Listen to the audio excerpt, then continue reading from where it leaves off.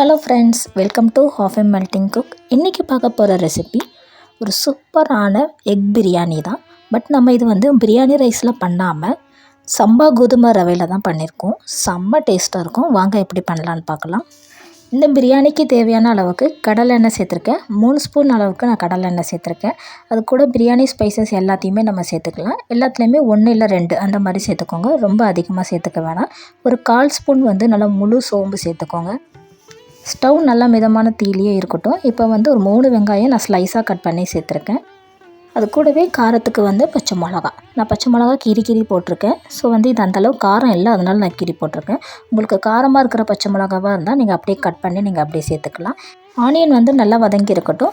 இந்த டைமில் வேறு ஒரு அடுப்பில் வேறு ஒரு பாத்திரத்தில் 1 ஸ்பூன் நெய் விட்டு 1 கப் அளவுக்கு சம்பா ரவை எடுத்திருக்கேன். அந்த 1 கப் ரவையை நான் இந்த நெய்லேயே நல்லா ரோஸ்ட் பண்ணி எடுத்துக்க போகிறேன். ஒரு 2 இல்லை 3 மினிட்ஸ் நீங்கள் நல்லா ரோஸ்ட் பண்ணி எடுத்திங்கன்னா ஒரு நல்ல வாசனை வரும். அதுக்கப்புறமா எடுத்து வச்சுக்கலாம். இப்போ அதே பேனில் கொஞ்சமாக எண்ணெய் ஊற்றிட்டு இஞ்சி பூண்டு பேஸ்ட்டு 1 ஸ்பூன் போட்டுக்கோங்க.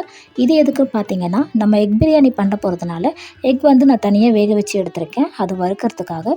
இதில் மிளகாத்தூள், மஞ்சத்தூள், சீரகத்தூள், உப்பு, மிளகு, கொரியாண்டர் பவுடர் இது எல்லாமே 1/4 ஸ்பூன் சேர்த்துக்கோங்க. கொரியாண்டர் பவுடர்னால் தனியாத்தூள் எக் மசாலா இருந்துச்சுன்னா அதையுமே 1/4 ஸ்பூன் நீங்கள் சேர்த்துட்டு ஸ்டவ் ஆஃப் பண்ணிவிட்டு அதுக்கப்புறமா மிக்ஸ் பண்ணிக்கோங்க. மிக்ஸ் பண்ணதுக்கப்புறமா வேக வச்ச முட்டையில் நீங்கள் 2 நாளாக கீறி போட்டு அது நீங்கள் சேர்த்துக்கோங்க. ஏன் நம்ம இந்த மாதிரி கீரி போட்டு சேர்க்குறோன்னா அப்போ தான் மசாலா இறங்கும். முட்டையை சேர்த்ததுக்கப்புறமா ஸ்டவ் ஆன் பண்ணிக்கோங்க. நல்லா வறுத்ததுக்கப்புறமா கொத்தமல்லி, கசூரி மெத்தி இலை இருந்துச்சுன்னா மிஸ் பண்ணிடாதீங்க. அதையுமே சேர்த்து நல்லா ஒரு பரட்டுங்க. ஒரு 2 மினிட்ஸ் நல்லா ரோஸ்ட் ஆனதுக்கப்புறம் இதை தனியாக எடுத்து வச்சுருங்க. இப்போ வெங்காயம் வதங்கியிருக்கும். வெங்காயம் வதங்கினதுக்கப்புறம் 1 ஸ்பூன் இஞ்சி பூண்டு பேஸ்ட்டு சேர்த்துக்கிறேன்.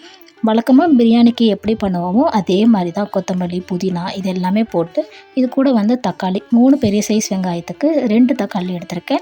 அதையுமே சேர்த்து நீங்கள் நல்லா வதக்கி விட்டுக்கோங்க. வெங்காயம் தக்காளி பச்சை வாசனை போடுற வரைக்கும் நல்லா வதக்கிக்கோங்க. அதுக்கப்புறமா நம்ம மசாலா சேர்த்துக்கலாம். இதில் பார்த்திங்கன்னா நான் 1/2 ஸ்பூன் அளவுக்கு சில்லி பவுடர் சேர்த்துருக்கேன். இன்னொரு 1/2 ஸ்பூன் காஷ்மீரி சில்லி கலருக்காக சேர்த்துருக்கேன். இது கூட 1/2 ஸ்பூன் அளவுக்கு பிரியாணி மசாலாவும் தேவையான அளவுக்கு உப்பும் சேர்த்துட்டு 2 இல்லை 3 ஸ்பூன் தயிர் சேர்த்துக்கோங்க. எல்லாம் சேர்த்து நல்லா மிக்ஸ் பண்ணி விட்டுக்கலாம். மசாலாவோட பச்சை வாசனை போனதுக்கப்புறமா 1 கப் சம்பா ரவைக்கு 3 கப் அளவுக்கு தண்ணி சேர்த்துக்கோங்க. எனக்கு அடிக்கடி சம்பா ரவை வாயிலே வர மாட்டேங்குது. சீரக சம்பா அரிசி தான் வாயில் வருது. ஸோ சம்பா ரவை ஓகேங்களா. சீரக சம்பா வேறு, சம்பா கோதுமை ரவை வேறு, 2த்துக்குமே வித்தியாசம் இருக்குது. நம்ம பண்ணுறது சம்பா ரவையில் இந்த எக் பிரியாணி பண்ணுறோம். சீரக சம்பா அரிசிலையுமே பண்ணலாம். ஸோ நான் கன்ஃபியூஸ் ஆகிற மாதிரி நீங்களும் கன்ஃபியூஸ் ஆகிடாதீங்க. சீரக சம்பான்னு நான் எனக்கு அடிக்கடி வந்துருச்சு, வீடியோவில் வந்திருக்கு இந்த வேர்டு அப்படின்னா தப்பாக எடுத்துக்காதீங்க. சம்பா ரவை ஓகேங்களா. இப்போ இது போட்டதுமே நல்லா சம்பா ரவை வெந்ததுக்கப்புறமா தண்ணி நல்லா வற்றி வரும். இந்த டைமில் கொஞ்சம் புதினா, நெய், வறுத்த முட்டை எல்லாமே போட்டுட்டு அடுப்பை ஒரு மீடியமான ஃப்ளேமில் வச்சுக்கோங்க. மீடியமான ஃப்ளேமில் வச்சதுக்கப்புறமா குக்கரோட மூடி போட்டு நல்லா 3 விசில் வச்சு எடுத்துக்கோங்க.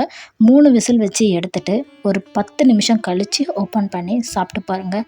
ரொம்பவே சூப்பராக இருந்துச்சு. சீரியஸாகவே ஆனஸ்ட்டாக சொல்ல போனோன்னா பிரியாணி அரிசிலையும் சரி, சீரக சாம்பா அரிசிலையும் இந்த பிரியாணி பண்ணியிருந்தா கூட நார்மலாகவே எக் பிரியாணி அந்தளவுக்கு டேஸ்ட் பிரியாணி ஸ்டைலில் பண்ணால் கூட வராது.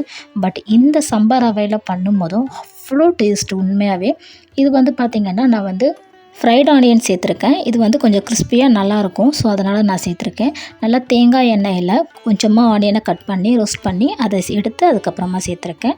இது கம்ப்ளீட்டாக ஆப்ஷனல் தான். உங்களுக்கு விருப்பம் இருந்தால் நீங்கள் அந்த மாதிரி ஃப்ரைட் ஆனியன் சேர்த்துக்கலாம்.